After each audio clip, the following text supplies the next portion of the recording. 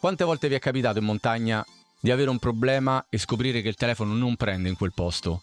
Oppure siete usciti in gruppo, dei compagni sono rimasti un pochino più indietro o hanno avuto un problema? Con questo dispositivo, per poche decine di euro, parliamo di circa 30 euro, vi toglieremo tante problematiche. Ci sono tanti utenti collegati con questi dispositivi. Oggi vi parliamo di Radio Montana, un'organizzazione composta da operatori e altri utenti che sono sempre in contatto tra di loro per riportarvi a casa. Inoltre, prendendone 2 o 3, potete distribuirli all'interno del gruppo per parlare tra di voi, anche nei luoghi dove il cellulare non prende, e soprattutto con estrema rapidità. Noi la mettiamo allo zaino per avere sempre una mano a disposizione per contattare rapidamente i nostri compagni, soprattutto nei giri tra i bike e muscolari. Quindi se qualcuno rimane indietro o non conosce la strada, abbiamo sempre modo di sentirci tra di noi. Ragazzi, tutto ok? Sì, arrivo, al massimo è caduta la catena, vi raggiungiamo. Ok, perfetto, vi aspettiamo su in cima. Vi lasciamo sotto in descrizione il link per poterli acquistare, e questo supporterà anche il canale, non essendo comunque un video sponsorizzato. Una volta contattato l'operatore, potete comunicargli i vostri dati e la vostra posizione. Per questo vi verrà in aiuto un'app totalmente gratuita, disponibile sia per Android che per iOS, che sulla schermata principale non farà altro che mostrarvi la vostra posizione e la vostra altitudine, in modo che una volta mandati i soccorsi sapranno perfettamente dove trovarvi, anche se non c'è campo. L'importante è che ci sia il GPS del cellulare attivo. Dario, mi permetto di aggiungere qualche dettaglio a quello che tu hai appena detto. Molto utile assolutamente portarsi un walkie-talkie dietro, magari averne anche 2 o 3 per il gruppo, sicuramente per chi è in testa e chi è in coda. Qualche problema può accadere sempre, magari semplicemente qualcuno più lento, una catena che esce, qualsiasi stupidaggine, è molto utile per tenersi in contatto. Mi raccomando, è importante le radio affinché si ricevano, devono essere nella cosiddetta portata ottica, cioè si devono vedere. Se c'è una montagna in mezzo, il segnale non arriva. In mezzo al bosco pure è molto disturbato, ma presumiamo di non avere distanze molto, molto ampie.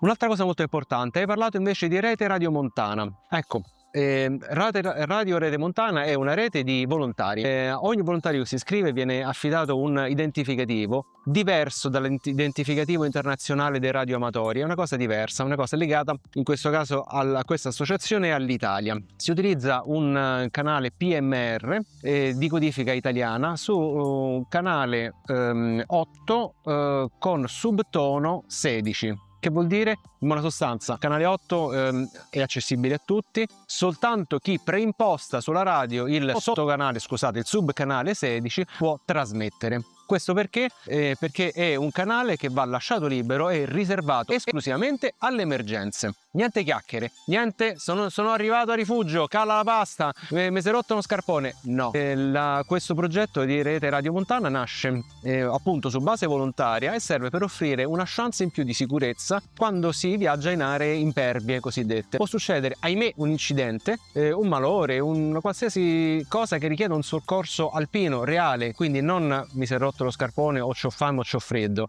Uno deve essere in pericolo grave anche di vita. Può capitare, come dicevo, essendo in aree impervie, che non c'è ricezione per il cellulare e non è possibile chiedere aiuto. Cosa si fa in questi casi? Avendo una radio sintonizzata sul canale 816 è possibile chiedere soccorso. Naturalmente dall'altra parte ci deve essere un volontario in ascolto. Può essere da postazione fissa, per esempio un rifugio. Quasi tutti i rifugi del CAI e anche altri sono costantemente collegati, ovviamente durante la stagione di apertura, ma possono essere in ascolto anche altri escursionisti, che siano a piedi o in mountain bike come noi. In tal caso è nostro dovere, obbligo morale, rispondere tempestivamente. A quel punto noi faremo da tramite tra il malcapitato e le forze dell'ordine che interverranno per il soccorso alpino 112 a seconda della situazione. Ogni operatore registrato a Rete Radio Montana, come dicevo prima, ha un ID unico di identificazione che può essere usato anche dalle forze di soccorso e forze dell'ordine per snellire